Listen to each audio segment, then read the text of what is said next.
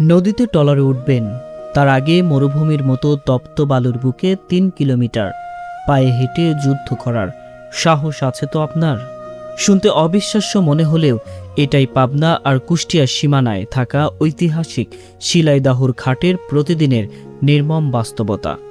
প্রতিদিন শত শত মানুষ এই পথ দিয়ে ওপারে যায়, ওপার থেকে এপারে আসে, কিন্তু মূল নদীতে পৌঁছানোর আগেই এই ধুধু চরের বুকে আটকে যায় হাজারো মানুষের দীর্ঘশ্বাস। ৩ থেকে ৪ কিলোমিটারের এই পথ কখনো মাইলের পর মাইল হেঁটে, আবার কখনো তপ্ত বালুর উপর দিয়ে অটো কিংবা মোটর বাইকে ঠেলে পার হতে হয়। নদীর ওপার এপার হয়তো জোড়া লাগে, কিন্তু এই চরের খেটে খাওয়া মানুষগুলোর ভাগ্য কখনো ফেরে না। নাগরিক কোলাহল থেকে দূরে প্রকৃতির সাথে লড়াই করে টিকে থাকা এই জনপদের দুঃখ আর জীবন সংগ্রামের এক জীবন্ত দলিল শিলাইদহের চরের গল্প। চলুন আজ আমরা খুব কাছ থেকে দেখে আসি এই চরের ভেতরের জীবনের আসল রূপ। পাবনার শিলাইদহ ঘাট থেকে সবাইকে স্বাগত জানাচ্ছি, আমি সাগর আহমেদ। প্রিয় দর্শক, আজকের এই ভিডিওতে আমরা চরের মানুষের জীবনযাপন অর্থাৎ আজকের এই ভিডিওতে তুলে ধরার চেষ্টা করব কুষ্টিয়া থেকে পাবনা এবং পাবনা থেকে কুষ্টিয়াতে খুব সহজে যে পথটি রয়েছে যাওয়াত পথ, এই নদী পথ। আসলে এখন তো বর্ষার সময় না, যখন এই নদীতে পানি থাকে তখন মেন ঘাট থেকে নৌকায় আসে, কিন্তু এখন সেই অবস্থা নেই। প্রায় ৩ থেকে ৩.৫ কিলোমিটার হেঁটে অথবা অটোবাইকে চেপে সেখানে গিয়ে ট্রলারে উঠে তারপরে শিলাইদহ ঘাটে যাওয়া হয়। প্রিয় দর্শক, চলুন আজকের এই ভিডিওতে আমরা ঘুরে দেখাবো এই পদ্মাচরের মানুষের জীবন সংগ্রাম। তো চলুন শুরু করা যাক আজকের এই ভিডিও।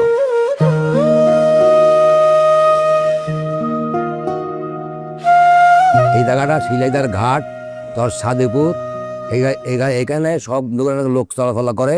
কুষ্টিয়া, কুমারখালী সব লোক চলাফেরা, খুব লোকের চাপ বেশি। এদিক রোড ঘাট খুব ভাঙা। এদিক টেকনিক্যালের মোড়ের থেকে শিলাইদহ ঘাট পর্যন্ত এত রোড খারাপ, লোক চলাচল করতে পারতেছে না। আর চেয়ারম্যানের মোড়ের থেকে পদ্মাখালী পর্যন্ত গাড়ি তো যাচ্ছেই না, খুব ভাঙা রোড।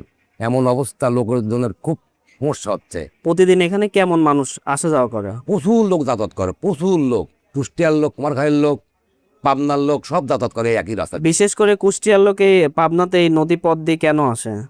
দরকারে আসে, বহুত বহুত জিনিস কিনতে হয় পাবনা থেকে, পাড়ার সুবিধা হয়, যাতায়াত খুব কষ্ট হয়। বৃষ্টিপাত হলেও সমস্যা হলে আবার তাও তো চলে আসে, কিন্তু লোকজনের চলাচল খুব বেশি এখানে। কুষ্টিয়া থেকে তো আপনার ওই যে পদ্মা কি লালনশাহ সেতু আছে, সেতু দিয়েও তো যাওয়া যায়। হ্যাঁ না, ওই দিক দিয়ে লোক যাতায়াত করে না, একটু ঘোরা হয়, ওই দিক দিয়ে সময় বেশি লাগে। সময় বেশি লাগে, এটা কাছে করলে হয়, এদিক দিয়ে লোক যাতায়াত বেশি করে, প্রচুর লোকের চাপ। তো এই জায়গাটার নাম কি বলে? এটা চর সাদেপুর, সাদেপুর। শিলাইদহ ঘাট, আর ওই পাশে হচ্ছে শিলাইদহ ঘাট। এখান থেকে এখন কয় কিলোমিটার যেতে হবে ওই ট্রলারে উঠতে? 3.5 কিলো। 3.5 কিলো। এখান থেকে কি যাওয়ার সময় গাড়ি পাওয়া যায়? 30 টাকা ভাড়া নেয়, অটো আছে, অটো বাইক আছে, 30 টাকা ভাড়া নেয়। হাঁটার লোকের খুব কষ্ট হয়, নদী পথে দিলে গাও ঘামে অস্থির হয়ে যায়। তার ট্রলারে কয় টাকা করে নেওয়া পারে? ওই পার নদীতে ট্রলারে নেয় 40 টাকা পার হতে, তাহলে আপ ডাউন 80 টাকা, একটা হুন্ডা গেলে 40 টাকা। মানুষের ভাড়ার সাথে? হ্যাঁ, মানুষের 40 টাকা, হুন্ডায় 40 টাকা। খুবই যাতায়াত সুবিধা না হলে পারো তাও সুবিধা, কিন্তু ঠেকো রাস্তা তো।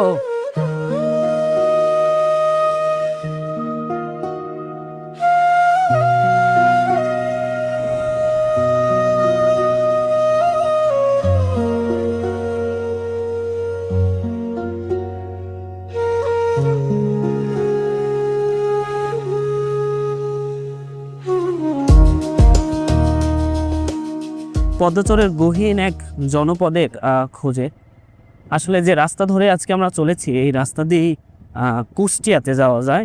এটাকে শিলাইদহ ঘাট বলে। আমরা যে ঘাটে আজকে যাচ্ছি এখান থেকে প্রায় 3.5 কিলোমিটার থেকে 4 কিলোমিটার দূরে হবে।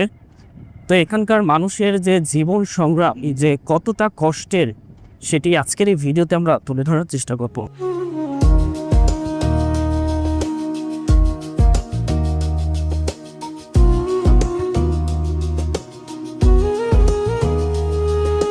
যে জায়গাটিতে এখন আমি দাঁড়িয়ে আছি আর সামনে যে ট্রলারগুলো দেখতে পাচ্ছেন, ছোট ছোট নৌকা আর কি, এই নৌকাগুলো এখান থেকেই পার হতো যখন বর্ষার পানি থাকে, তখন এখান থেকে এই নৌকাগুলো কুষ্টিয়ার উদ্দেশ্য অর্থাৎ ওই পাশে যে আপনার শিলাইদহ ঘাট আছে সেই ঘাটে যাইতো।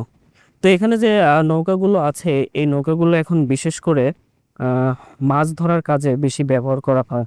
এই নৌকাগুলো এখন বিশেষ করে মাছ ধরার কাজেই ব্যবহার করা হয়। আর যে নৌকাগুলো এখানে পড়ে আছে তাদেরকে রিফায়ারিং সারার কাজ চলতেছে। সামনে বর্ষা, সেই বর্ষার পানিতে তারা আবার ছোটাছুটি করবে।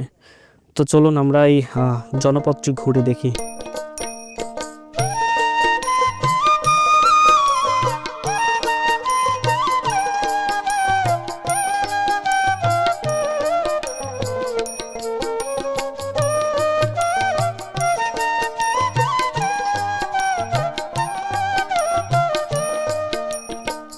কাকা কোথা থেকে আসলেন? কলা বাগানে? এখানে কি বাগান আছে? কতগুলো গাছ লাগাইছেন আনুমানিক? আচ্ছা, ওই যে একসময় বলা হতো যে রাসেল ভাইপার নামে সাপ দেখা যায়, তো এ পর্যন্ত দেখা হয়নি? কলা কেমন হয়েছে? এই জায়গাটার নাম কি বলে? গোবিন্দপুর। এই আপনার বাসা কত দূরে? ও আচ্ছা আচ্ছা। তো এই কলা কখন নিয়ে যান এখান থেকে কেটে? আর এখন পানি আসবে কতদিনের ভিতরে? 2-1 মাসের মধ্যে পানি আসবে?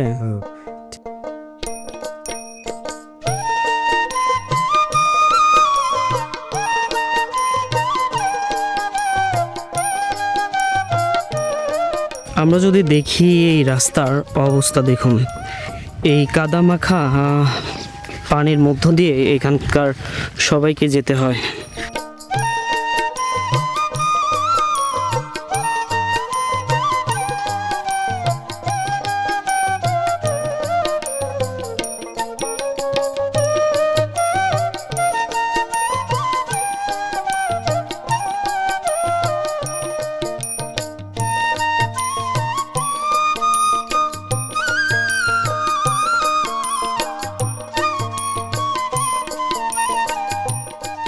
ধুধু এই মরুভূমিতে আজকে চলেছি এই পদ্মাচরের মানুষের জীবনের জীবন সংগ্রামগুলো আপনাদের সামনে তুলে ধরার জন্য।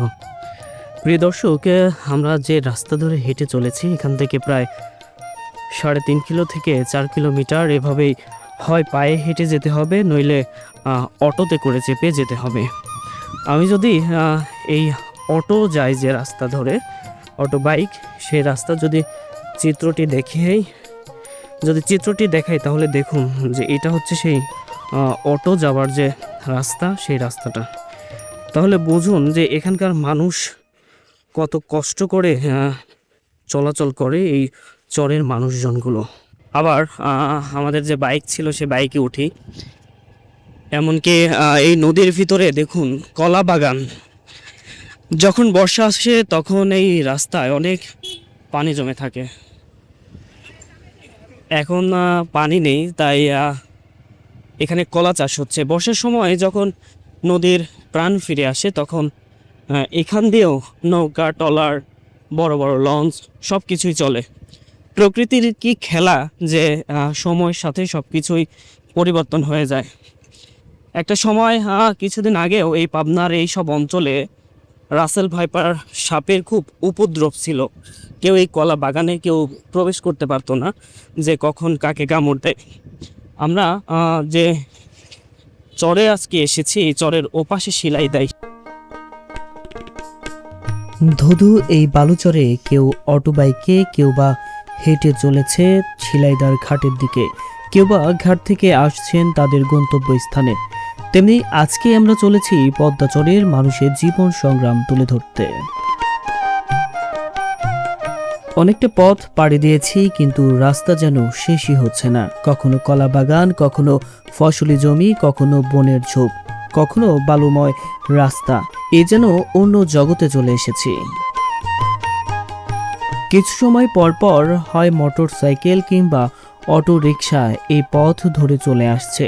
যতদিন না এই নদী পানিতে ভরবে ততদিন এভাবেই যেতে হবে এই জনপদের। কিছু দূর আসতেই আমরা বনের জঙ্গলে প্রবেশ করলাম। যদিও আমরা নদীর ভিতর, কিন্তু মনে হচ্ছে কোনো জঙ্গলে ঘুরে বেড়াচ্ছি।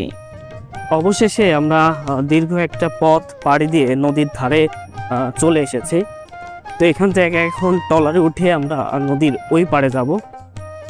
দীর্ঘ পথ পাড়ি দিয়ে অবশেষে চলে আসলাম ঘাটে। যেখান থেকে ট্রলারে উঠে নদীর ওপারে যাব। এখানে ট্রলার ভাড়া 40 টাকা, আমার মনে হয় একটু বেশি। এই ঘাট থেকে রাস্তা অবধি মাত্র 30 টাকা অটোবাইকে নিয়ে যায়। ওই সামনে কয়েকটি ট্রলার পড়ে আছে, ওই ট্রলারে উঠে আমরা এপার থেকে ওপারে আর কি যাব।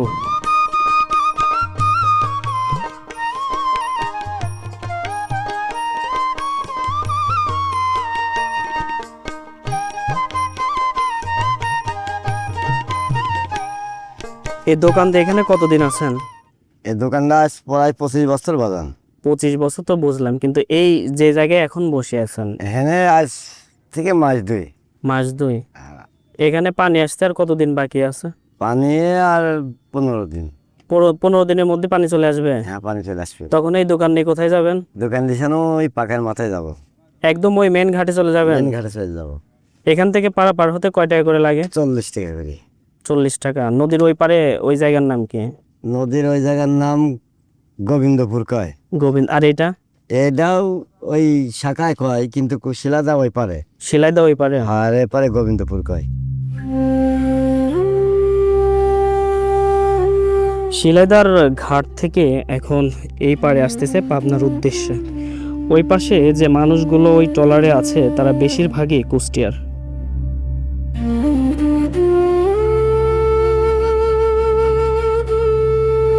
এভাবে প্রতিদিন শত শত মানুষ কুষ্টিয়া থেকে পাবনা আসেন এবং পাবনা থেকে কুষ্টিয়া যায়।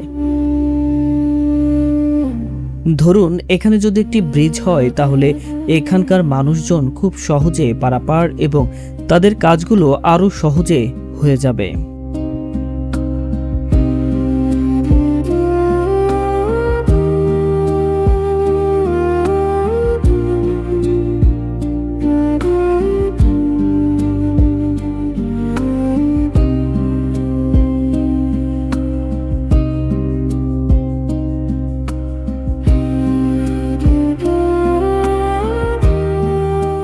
এটি টিকিট কাউন্টার। এ ব্যক্তির কাছে জন প্রতি 40 টাকা এবং একটি মোটরসাইকেলের ভাড়াও 40 টাকা দিতে হয় এপার থেকে ওপারে যাওয়ার জন্য।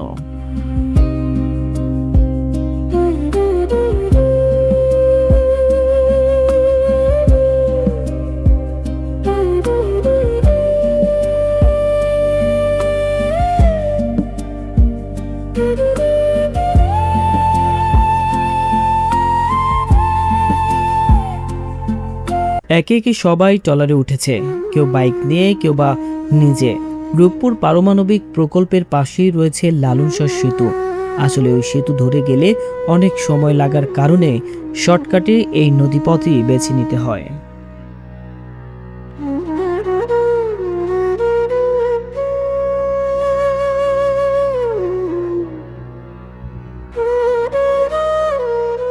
শেষ মুহূর্তে সবাই তাড়াহুড়া করছে ট্রলারে উঠতে, কারণ একবার যদি ট্রলার ছেড়ে দেয় তাহলে বেশ কিছু সময় লাগবে ওপার থেকে এপারে ট্রলার আসতে, তাই সবাই তাড়াহুড়াই করছে।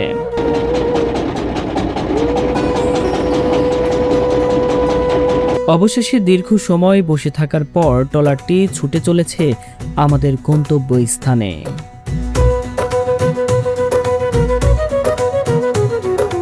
তপ্ত বালুচরের দীর্ঘ পথ পেরিয়ে অবশেষে যখন ট্রলারে গা ভাসানো যায়, পদ্মার শীতল বাতাস তখন জুড়িয়ে দেয় সমস্ত ক্লান্তি। চরের তীব্র রুক্ষতার পর এই উত্তাল নদীর ঢেউগুলো যেন এক অদ্ভুত প্রশান্ত ছড়িয়ে দেয় চারপাশে। আমরা ছুটে চলেছি ঐতিহাসিক শিলাইদহর ঘাটের উদ্দেশ্যে। এই ছোট ট্রলারটার ভেতরেই যেন থমকে আছে এক টুকরো বাংলাদেশ। এখানে এক একটি মানুষের গল্প এক এক রকম। কেউ চরের তপ্ত রোদের ক্লান্তি ভুলে আনমনে হারিয়ে গেছেন নদীর ওই দূর সীমানায়। হয়তো ভাবছেন সংসারের কোনো হিসেব, কেউ আবার চেনা প্রতিবেশীর সাথে মেতে উঠেছেন চিরচেনা সুখ দুঃখের গল্পে। আর এরই মাঝে পদ্মার বুক চিরে ঢেউয়ের দোলা দিয়ে পাশ দিয়ে চলে যায় অন্য কোনো ট্রলার, বয়ে নিয়ে যায় আরো কিছু চেনা মানুষের চেনা জীবন। নদীর এই ঢেউ আর মানুষের মনের হাজারো ভাবনার দোলাচল পার হতে হতেই আমাদের ট্রলার এসে ভিড়ল শিলাইদার ঘাটে। নদী পারাপারের এই চিরন্তন যাত্রা শেষ হলো ঠিকই, কিন্তু পদ্মার এই ঢেউ আর চরের মানুষের জীবন সংগ্রামের গল্পগুলো মনের গভীরে দাগ কেটে গেল আজীবনের জন্য।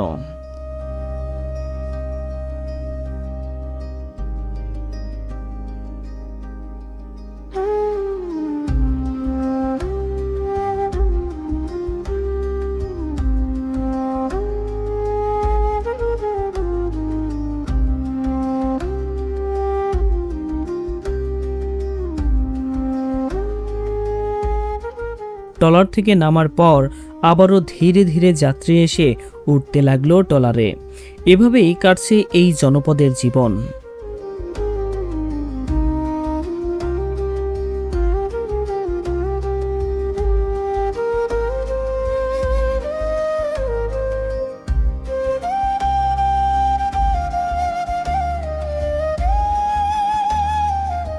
প্রিয় দর্শক, নিয়মিত এমন গ্রামে সহজ সরল সাধারণ মানুষের জীবনের গল্প আমাদের এই চ্যানেলে দেখতে অবশ্যই চ্যানেলটি সাবস্ক্রাইব করবেন এবং সুন্দর একটি কমেন্ট করবেন।